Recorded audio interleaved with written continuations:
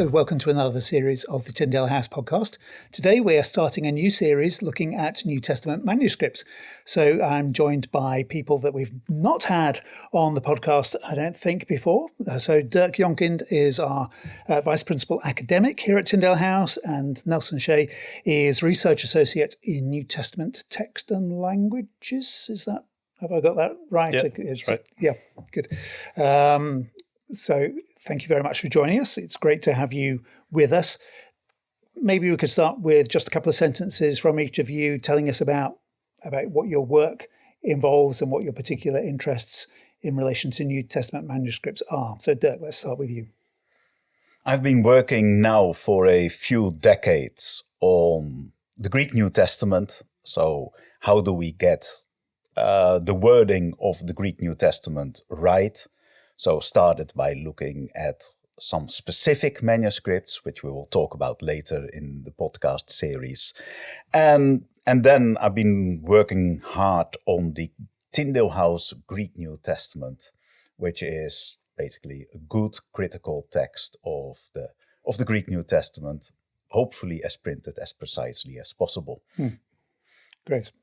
Nelson. So I'm part of the New Testament research project here, and we are investigating the punctuation and paragraph divisions in the manuscripts basically up to the 6th century. So I spend a lot of time looking, yes, at the text, but more on the punctuation and paragraphing of the text in these manuscripts. Great. That probably gives a little bit of a flavour for some of the things that we will be talking about as we go through the series. We'll be talking about today we're talking about what manuscripts are and how many there are, those kind of questions. We'll be looking at what manuscripts look like. We'll be talking, as you said, Dirk, about some significant manuscripts that you have particular experience of, differences between manuscripts and the whole question of textual criticism. So we've got some good stuff coming up in this series. Today we're going to start with some basic questions initially about manuscripts, just so that we know what we are talking about. Let's first think about why manuscripts are even worth talking about. What's the point of us being here and you guys doing all of this work? Why are they important to us? For most of the history of the New Testament, it was never printed. It's only since 1455 or thereabouts that we have printed New Testaments. Before that, every copy someone had to be copied by hand. And of course, in the word manuscript, it is handwritten, basically from Latin. Manuscripts are tremendously important. Now, everyone who has a little bit experience in writing knows that it is actually very, very difficult to copy something exactly without making any error whatsoever. So we are faced with the reality that we have many manuscripts of the New Testament, but they do not all agree in the actual wording of the text. So that is a practical relevance of manuscripts. But then there is also the notion that they are artifacts from the history of the church, and that in itself makes them fascinating. It's great to look at a Bible which was used 1500 years ago and to see that connection between readers then and us reading that now. I'd never thought about that dimension of it. Yeah, fascinating. Yeah. Anything you want to add to that, Nelson, about why you think manuscripts are important? Yeah, I think the simplest way to put it is the New Testament was written in the 1st century. We're sitting here in 2024 and, we can open an English Bible or a Greek New Testament. And how did we get from then in the 1st century to now in the Bible that we hold in our hands? How did it get preserved and how do we have what we have today? And the simple answer is that the manuscripts of the New Testament have preserved the text for us through all that time. Without them, right, we would not have the Bible that we hold. in our hands today. So that's why we study them, is to arrive at the biblical text that we use today. Yeah, sure. Thanks. I was online just recently and happened to be looking at a Reddit discussion, which was it was a Reddit group of people who were ex-Christians, and I was looking at the kind of discussion they were having about these kinds of issues. And somebody on there was saying that, so the post was about the ages of manuscripts, and oh look, nearly all of the manuscripts that we have are really quite late, and there's very few early ones. And they were saying this graph and the figure of how many manuscripts are around, it really badly overstates the situation, because most of them are fragments, and some of them are only the size of a credit card, like the John Rylands fragment P52, is it? It's a tiny little thing. And yet you would say those are important. What are we talking about when we talk about a manuscript? Are we talking about a full text of the New Testament, preserved in all of its details, or are we talking about bits and pieces? What's involved here? Yeah, so the question of defining a manuscript, I mean, it's simple on the one hand, but then there's a lot of, like you said, in terms of the date, the extent, is it really small? There's a lot of sort of details that we can go into. So of course it's a manuscript, so it's handwritten. So we're talking pre-printing press. So basically pre-15th century. So everything before that. Scholars tend to classify manuscripts into 4 categories, which for regular people are not that helpful, but the 4 categories are basically by the material that they're written on, which that doesn't really tell us much. Papyri or papyrus, created from a plant in Egypt. And those would be the earlier ones? Those would be the earliest, yes, from the 2nd, 3rd, early 4th century. Then the manuscripts get classified according to the handwriting style.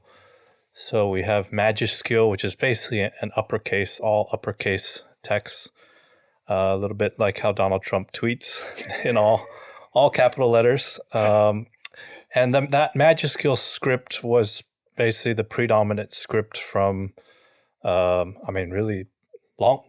All of our earliest New Testament manuscripts up until about the 9th century use a majuscule uppercase text. And then we classify them by a minuscule script, which is basically a cursive or a lowercase script. It was faster to write. It was easier to write, but then also, it becomes a little bit more sloppy in a cursive hand. And when did that come in? 9th century, right? So in the 9th century, we get the switch from majuscule to minuscule. And when people talk about the vast majority of manuscripts, New Testament manuscripts coming from the late period, most of our manuscripts are indeed minuscule. Right. The exact numbers would put us at, about 5,300 out of 5,700 manuscripts are basically written in a minuscule script. Some of those minuscules are actually lectionaries meant to be used in churches, and they would divide up the biblical text into basically daily readings. Right. So even though those are written in a minuscule script, because they were functioned or were used as reading plans, basically we give them their own separate category as well. Okay. So that we have papyri, majuscule, minuscule, and then lectionary. But of course, there's a lot of overlap between some of these. Like the papyri were written in a majuscule script. Yeah, sure. Okay. So then, because they were written on papyri, they get their own little category. And are there any other things that don't fit into those categories? Yeah, so there's a small category of manuscripts that are written on pottery shards, so ostraca. There are, in terms of when we think about function, there are some manuscripts that basically functioned as a talisman or kind of a magical object. So it could be an amulet, like a necklace or a bracelet. So we see a little bit of this today when you have Bible verses on a T-shirt or Bible verses on a tea towel or something like that. So we have some of that evidence. We don't have too much of it, and typically scholars don't use those type of evidence in textual criticism, but we do have some of those, and those are interesting to see how Christians are using scripture in their sort of just daily lives, how they're carrying it with them, and it's interesting to see which verses were really popular to put, on a necklace or something like that. And the Lord's Prayer in Matthew 6 really ends up being the most popular for good reason, Okay. to put on those types of witnesses. So what you're saying, you're including in all of these categories, not just complete manuscripts, but partial texts and even fragments to those. So does the John Rylands fragment, which is the earliest, if I'm understanding correctly, it's the earliest bit of text we have, earliest New Testament text we have, does that count as a manuscript, or is it just a scrap that... Yes. So we count everything as a manuscript, Right.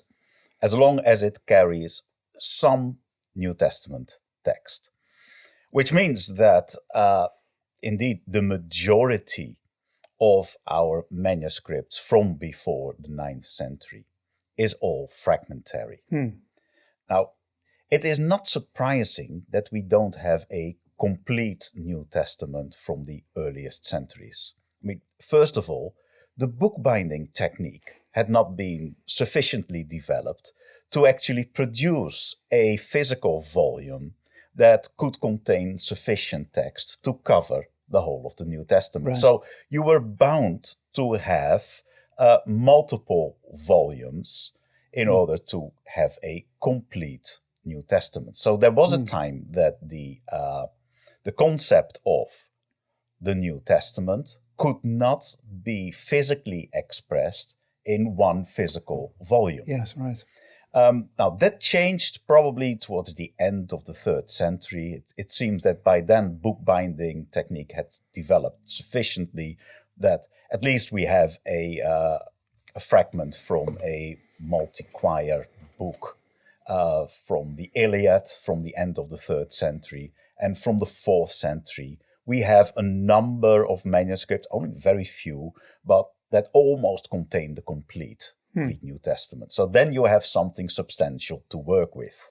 Right. We have some papyri from the 3rd or 4th century that contain most of the letters of Paul, or a substantial part of John, or parts of Luke and John. But most of the papyri tend to be very, very fragmentary. And is that a problem to us? Well, I would like to have more, of course, the more the better. But in a sense, it is a very nice situation to have at least some very early material.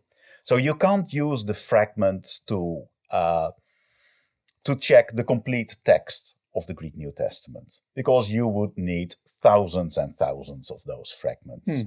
But a fragment allows us to do some spot checks on individual verses or an individual phrasing of something. So it does give us extra information.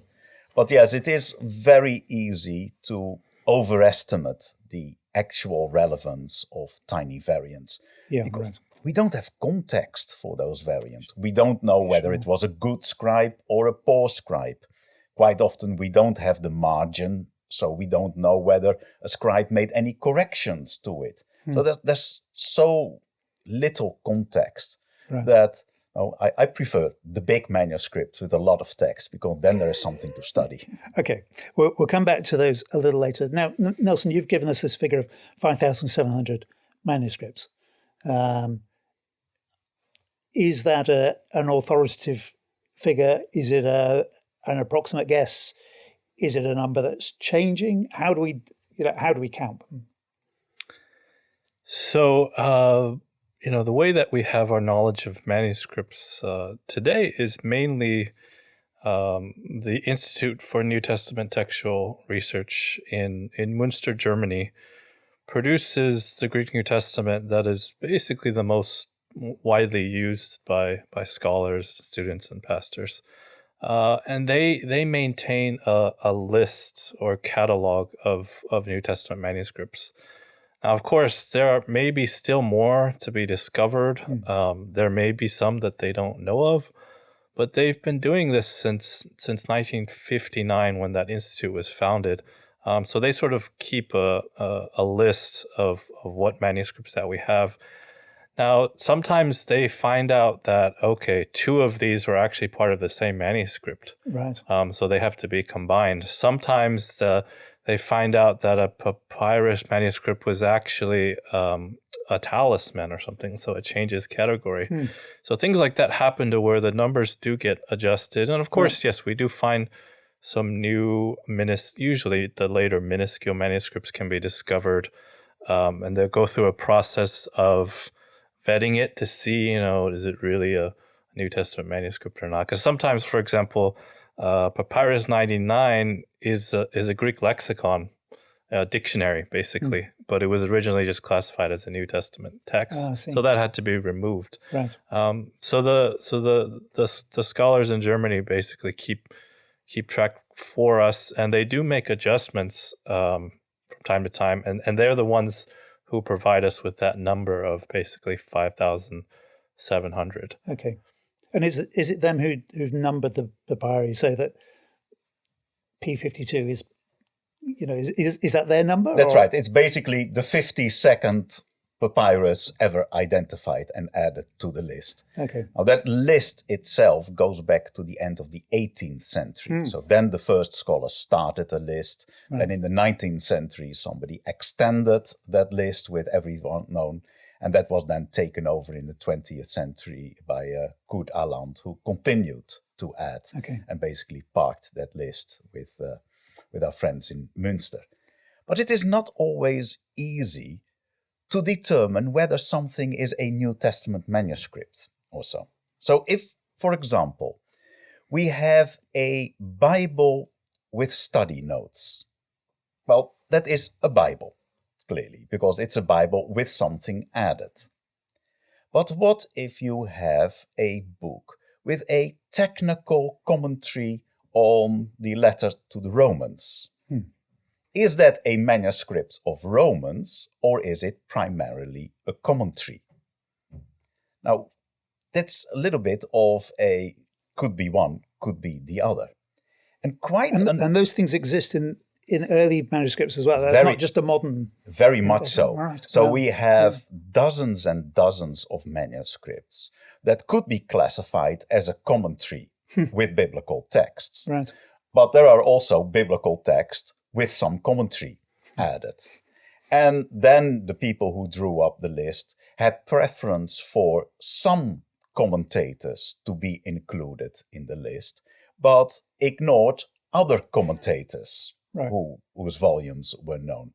So there is still a lot of gray area around which manuscripts do we actually include and which ones do we leave out. Okay. How likely do you think it is that we will find, this may be an impossible question, that we will find significant new papyri from early on? Or has so much investigation happened already that it's become unlikely? Oh, I am sure we will find new things. So people in Oxford are still publishing all the papyri they basically collected over the course of a couple of excavation seasons around the year 1900. Wow. And they have baskets full of papyri, basically, that still need to be published. And there will be New Testament stuff around. So they don't know what's on many of those still? Or they've made a rough sorting of what's there. Right. But the same is true in Vienna. They sit on a lot of unpublished papyri as well. And then there are the discoveries that are made in actual libraries. Right. That the people continue to find new stuff in existing manuscripts simply because the contents were not described very well, or ignored, or found in a box at the back of the library, or that sort of thing. That continues to happen. Yeah, wow.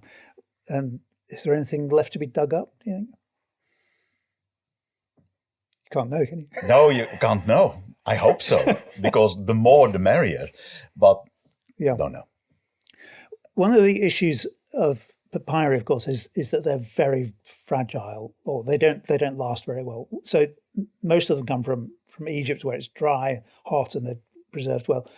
Do we find them in other places? And what else happens to these papyri? Why are they in such a bad state?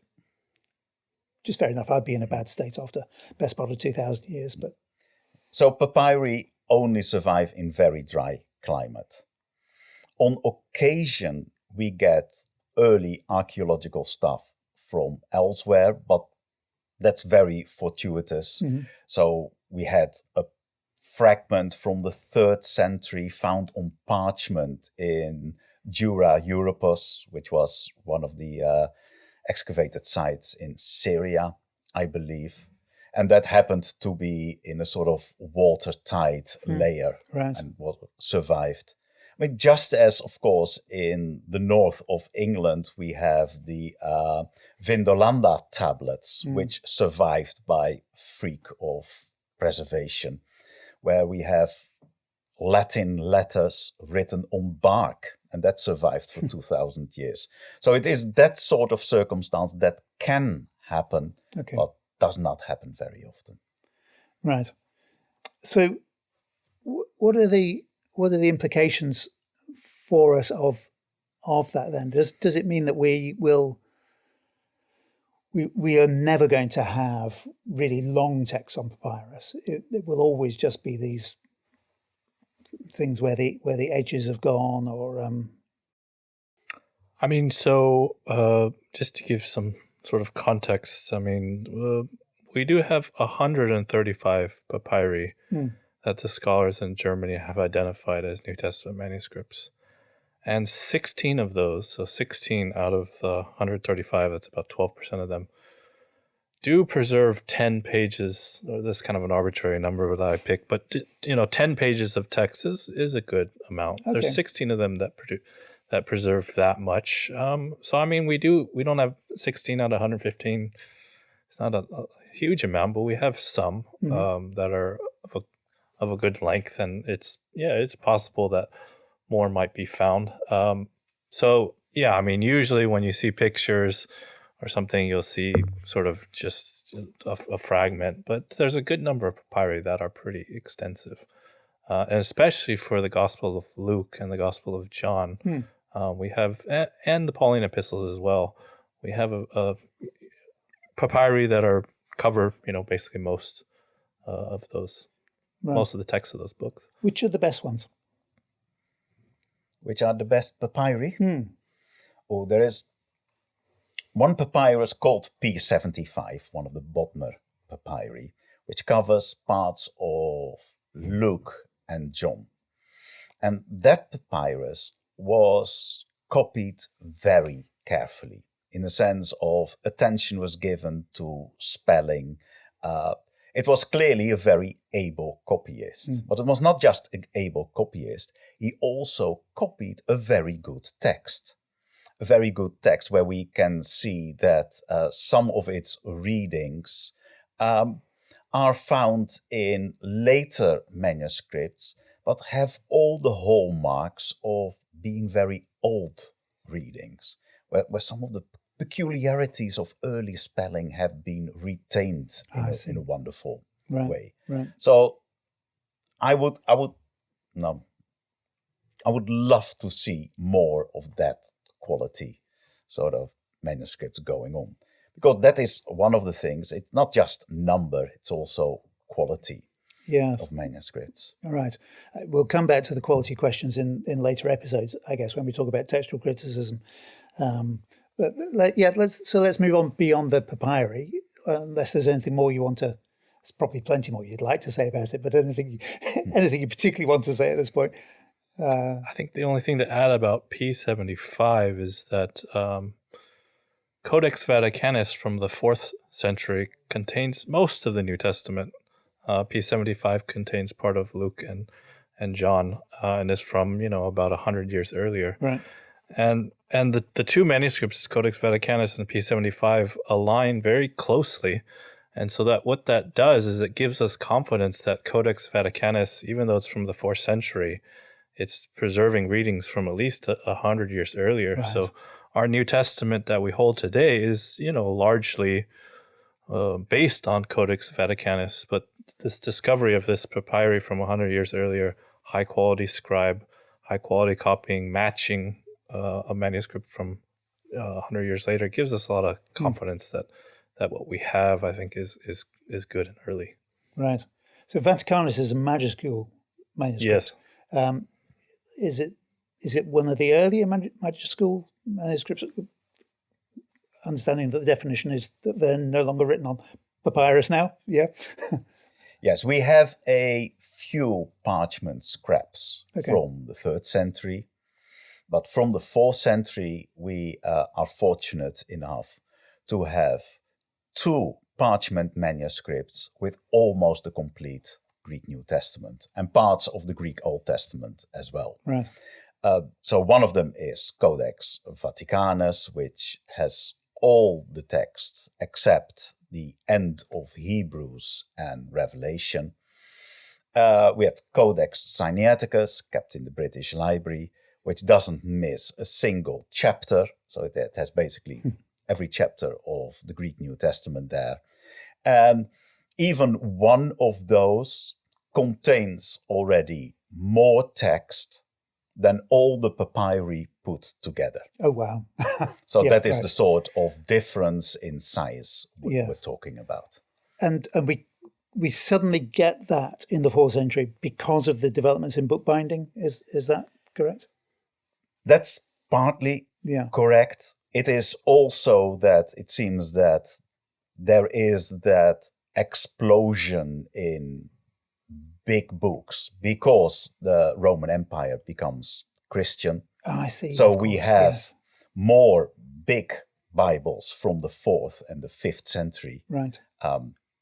And then you get an interesting split in the road. So far we're talking only Greek biblical manuscripts. And in the Greek tradition, we get complete Greek New Testaments in the 4th and the 5th century. But then we will have to wait till the 9th century before we get the next complete Greek New Testament. Wow. While in the Latin tradition, there seems to be much more a habit of producing complete Bibles all the way through from the 5th century and then further down. Right. So that number of 5,700, that's including the Greek and the Latin? No, that's just That's the Greek. just Greek manuscripts. Yeah. Okay, right. So when do the Latin manuscripts begin to appear? From the 5th century on, we have good evidence, yes. Okay. And is there a figure for how many manuscripts we would have if we counted Greek and Latin? More than doubles, because we have more Latin manuscripts than we have Greek. But then we could add Syriac manuscript, and there's a lot of Christian literature preserved in Syriac. We could go to Coptic language. So Coptic is the language of Egypt, which is a direct successor of the hieroglyphic language, basically. So there's extensive literature in Coptic. So then you could branch out in all sorts of very early translations into other languages. But then translation into other languages have only limited value because you have your own transmission history. There's perhaps continued revision, etc. So that requires a completely different episode. Sure. Okay. Yep. We'll move on then. I want to go back to these lectionary manuscripts. When did the church begin to start, as far as we know, using lectionaries where there were set readings for every day, presumably, like in a modern lectionary? Is that the case? And how do we know when we've got one of those, and how many are there? We have firm evidence from the 4th century that lectionary, at least the lectionary system, started to be used. I'm not sure from when our oldest lectionary dates. I think maybe 5th century or thereabouts. But those are fragments, not complete ones. But the normal Greek lectionary would have the readings for the Sundays and for the main feast days, but would not have the daily readings, but basically the Sunday or the weekend readings listed. Okay, and are they very? I don't know what the best word to use is. Do they mix up the text, or do they work through it of the New Testament? Do they work through a book sequentially? How do you see the development from one Sunday to the next? What's the pattern? A lectionary text is easily recognizable because it gives the readings in the order in which they have to be read, rather than in the order in which they appear in the New Testament. Right. And they tend to be copied from other lectionaries rather than take an existing New Testament and then rehash that into the liturgical order. There's so much more we could discuss with this. I think I want to just deal with one question fairly briefly, if we can, though I know it's a big question. So you often see these tables of comparing the numbers of manuscripts with, say, Caesar's Gallic Wars. The earliest copy is 1,000 years or something after it was written in 50 BC. There's only 7, 8, 10 copies of it, and then we have all of these New Testament manuscripts. Is that a fair comparison? Does that argument work, or how should we be more careful with it? So there's basically two ways to think about. And it's two issues, right? It's how many manuscripts, and then it's how early or late they are, right? And the way often the data is presented is that, look, we have so many more New Testament manuscripts, and then they are from a much earlier period, only 200 years after, as opposed to, let's say, 1,000 years after.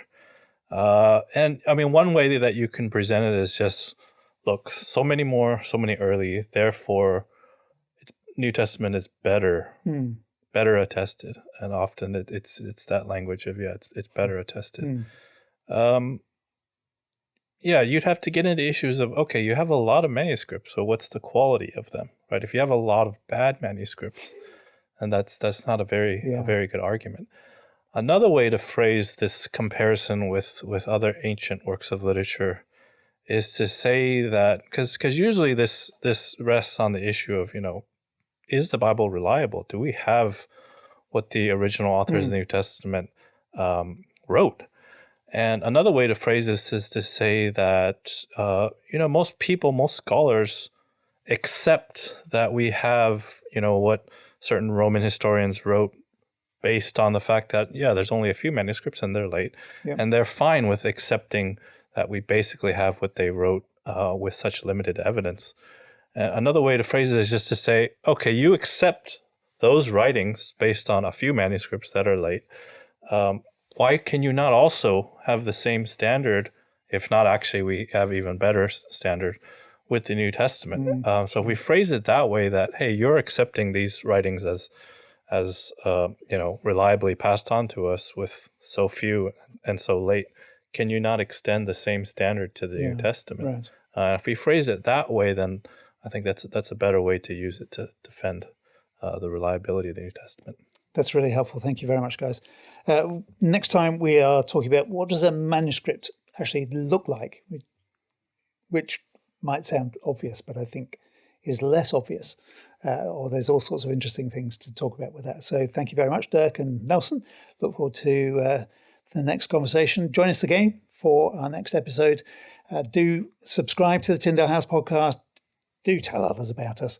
I was talking to somebody on Sunday who just was raving about how much he was enjoying them. So he's telling everybody. So go and do the same. Thanks very much for joining us. Bye-bye.